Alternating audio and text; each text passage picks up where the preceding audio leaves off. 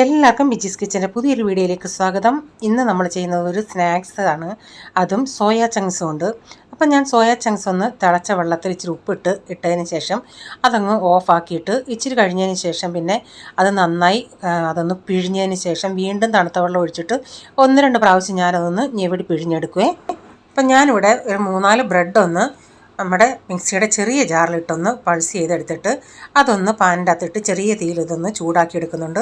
അപ്പോൾ നല്ല മുരുമുരായിരിക്കുന്ന bread crumbs നമുക്ക് റെഡിയായി കിട്ടും. അതിനുശേഷം ഞാനിവിടെ കുറച്ച് മല്ലിയില ഒന്ന് ചെറുതായിട്ട് ഇങ്ങനെ ഒന്ന് അരിഞ്ഞെടുക്കുന്നുണ്ട്. ഞാനിവിടെ 100 ഗ്രാം സോയാ ചങ്ക്സ് ആണ് എടുത്തേക്കുന്നത്. നിങ്ങൾ എത്ര എടുക്കുന്നോ അതനുസരിച്ച് എടുക്കുന്ന സാധനങ്ങളുടെ അളവിൽ വ്യത്യാസം വരുത്താം. ഇവിടെ ഞാനൊരു 2 മുട്ട ഇങ്ങനെ പൊട്ടിച്ച് കലക്കി അങ്ങോട്ട് മാറ്റി വയ്ക്കുന്നുണ്ട്.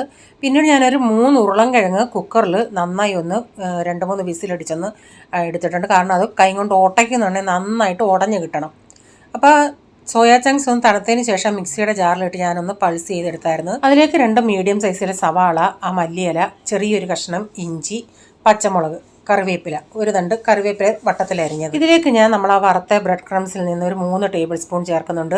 ആ ബൈൻഡിങ് ഒന്ന് ഇച്ചിരി ഒന്ന് ഹാർഡായിട്ട് കിട്ടാനായിട്ടാണ് ഞാൻ ചേർക്കുന്നത്.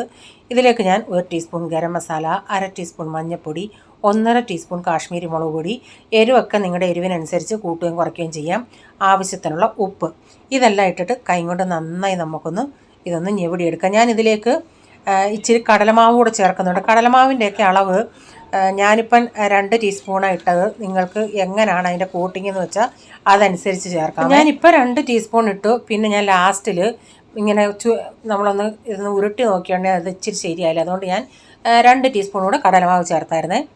എന്നിട്ട് ഇങ്ങനെ ഞാൻ നിങ്ങൾക്ക് ഏത് ഷേപ്പ് വേണമെന്ന് വെച്ചാൽ ആ ഷേപ്പിലെടുക്കാം. ഞാനിങ്ങനെ സിലിണ്ടർ ഷേപ്പിലാണ് എടുത്തത്. കട്ട്ലേറ്റിൻ്റെ റൗണ്ട് ഷേപ്പ് വേണമെങ്കിൽ നിങ്ങൾക്ക് അങ്ങനെ എടുക്കാം. അപ്പം ഞാനിത് മുട്ടയ്ക്കകത്ത് എല്ലാം അങ്ങനെ ഷേപ്പാക്കി വെച്ചിട്ട് പിന്നെ മുട്ടയ്ക്കകത്ത് ഇങ്ങനെ ഡിപ്പ് ചെയ്തിട്ട് ബ്രെഡ് ക്രംസിൽ മുക്കി എല്ലാം ഇങ്ങനെ എടുത്ത് വെച്ചതിന് ശേഷം പിന്നെ തവിയിൽ ഇങ്ങനെ വെച്ചിട്ടാണ് ഇട്ട് കൊടുത്തത്. കാരണം കയ്യിൽ എണ്ണ തെറിക്കുമെന്നും പറഞ്ഞ് എണ്ണ നന്നായി ചൂടായതിന് ശേഷം നമ്മൾ ഇതൊന്ന് തീ കുറച്ചിട്ട് വേണം ഇത് വേവിച്ചെടുക്കാൻ. അല്ലെങ്കിൽ പുറം ഇങ്ങനെ കരിഞ്ഞിരുന്നിട്ട് അകം സോഫ്റ്റ് പോലാകും.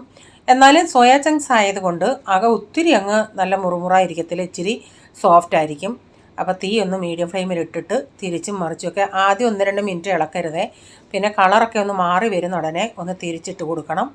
എന്നിട്ട് തിരിച്ചും മറിച്ചുമൊക്കെ കളറാവുന്നുണ്ടെങ്കിൽ കോരിയെടുക്കാം. അപ്പോൾ ഇത് പാത്രത്തിൽ ഇട്ടിട്ട് ലാസ്റ്റിലത്തെ വീഡിയോ എടുക്കാൻ എനിക്ക് പറ്റിയില്ല. അപ്പോൾ ഞാനിത് കളർ ഇങ്ങനെ മാറിയുണ്ടേ ഇതെല്ലാം ഇങ്ങനെ കോരിയെടുക്കുന്നുണ്ട്. ഇങ്ങനെ എല്ലാം ഒന്ന് ഉണ്ടാക്കിയെടുക്കട്ടെ.